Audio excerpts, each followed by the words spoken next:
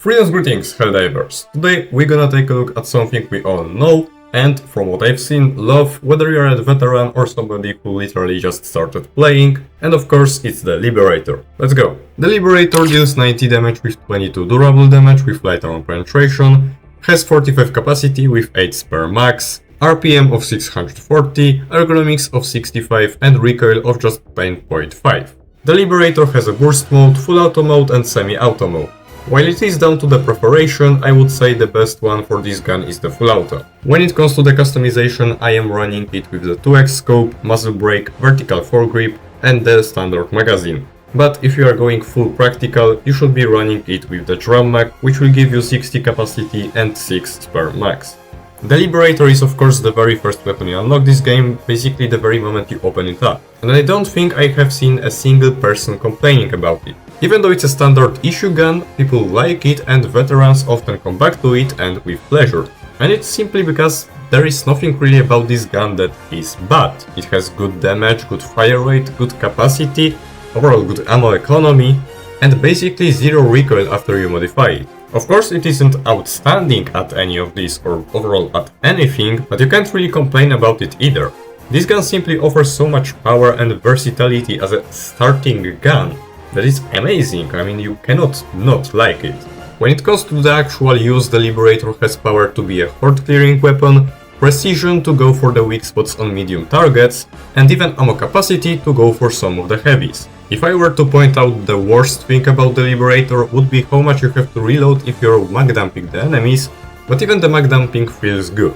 The Liberator is just perfect starting weapon. It will have your back at the beginning of your journey, and even after you reach the max level of this game, you will still want to play with the Liberator from time to time. If versatility was a weapon, it would be a Liberator. You cannot go wrong with the Liberator. It fits any playstyle and works on any front or sub-faction.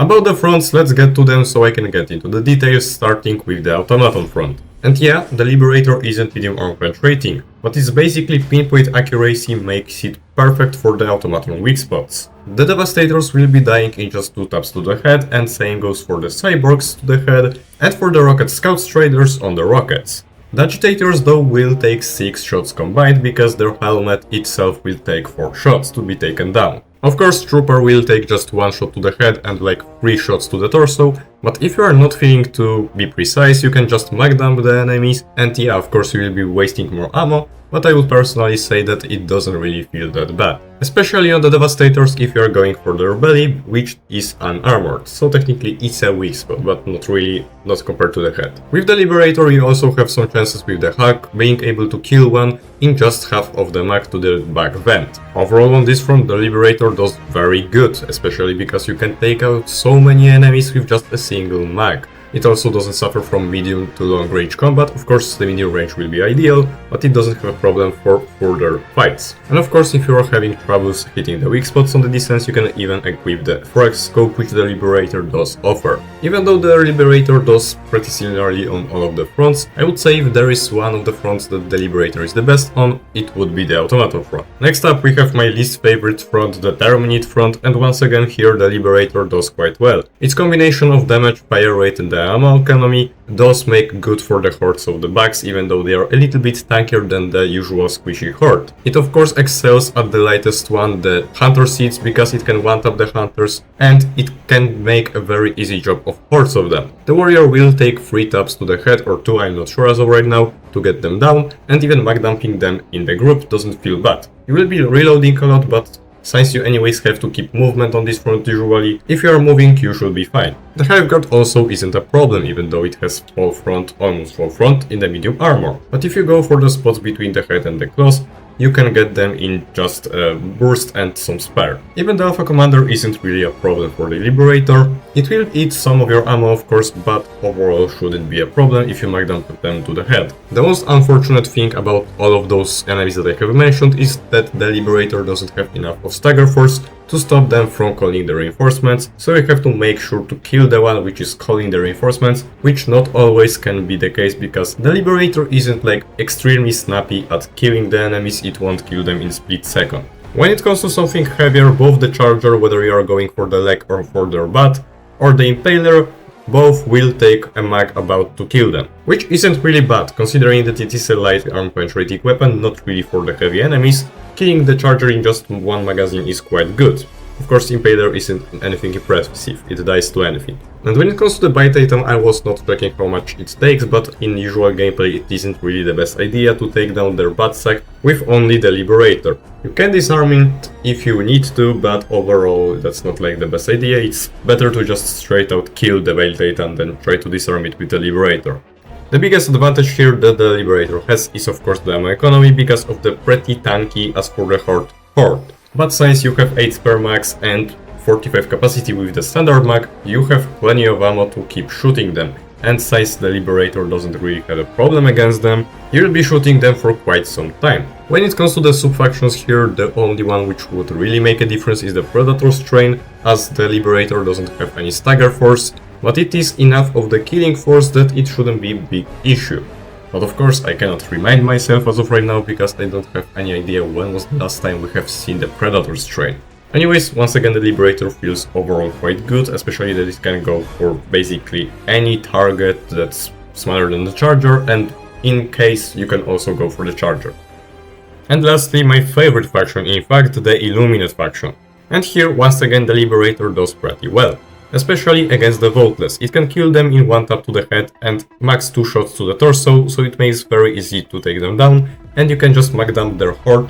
The Liberator shouldn't get overwhelmed, if the Horde isn't too big of course, it is very easy to just get rid of all of them. Though a little bit overwhelming for this gun can be an Overseer because it will take quite a bit of shots because of their armor. It will take about 10 to 15 shots, it's not an exact number, I'm pretty much guessing here, because also the bullets can be blocked for something, but realistically it should take like 10 to 15 shots to down it, because it's well, still quite tanky. But at least for the elevated Overseers you can go for the headshots. The Flash Mob also doesn't feel bad to take down, as it will take just 1 to 1.5 mag, depending on how much of the heads you will pop. But on average it will take in somewhat in this range, which isn't bad if you have to take the Flash Mob down and don't have anything better. Of course you will be not doing anything against the Harvester because its light span spot is well too small, but it will do good against its shields and against shields of the warp ships. Of course Teslas and Gazers are no threat, they die pretty easily. And moving on to the Appropriators, the Obtruders, even though more durable than the Vaultless, still are very easy and very nice to take down with the Liberator. And what surprised me here the most is how easy it is to take down the Veracitor. It will only take 2 mags to dump them without going for the pilot, 1 magazine for each arm, and there you have it, no more of the Veracitor. The Gatekeeper though is a little bit more tricky because you have to go for the pilot. And it might be just me, but I just don't really enjoy going for the pilot, even though it's technically, damage-wise, the easiest. Realistically so, from the stuff that the Liberator can damage, the only real problem may be from the Overseer. Anything else just feels good. For the Overseer you can just take the secondary or the support weapon. I want to say that it should be the best against the mindless masses because the Liberator pretty much excels at killing the Vaultless, but with how easy it is to take down the Veracitor, I still think it's a pretty damn valid option for the Appropriators too. For the equipment advisory section, I personally very like running the Liberator with the Verdict, which overall is the better peacemaker, and it has medium arm penetration, so if you need one, you have it on your secondary slot. But to be honest, a better pick would be the Senator, because it has heavy pen, so with this one you can also go for the heavy targets, like the Hulks on the automaton front. And except for that, since the Liberator already covers the light and the medium enemies, you want something for the heavies, so overall just any anti-tank. So there you have it, we have just covered the Liberator, which isn't outstanding at anything, but is good at everything. Good at everything, Master of None. And it's good, because it allows for so much versatility, and it will never fail you. You cannot go wrong with this one. It's exactly how the starting should be. It's good on majority of the things you will be doing, especially on the low difficulties. It doesn't feel bad, and it doesn't make the game feel boring, unfair, or anything like this. I will risk saying that it's probably the best starting gun in the shooters overall, at least this that I have played. It might be an overstatement, but at least as of the point of recording, I cannot really think of the starter gun that I have actually preferred more than the Liberator feels. You know probably what I mean. Anyways, I'll be seeing you in the next one. See ya, Helldivers!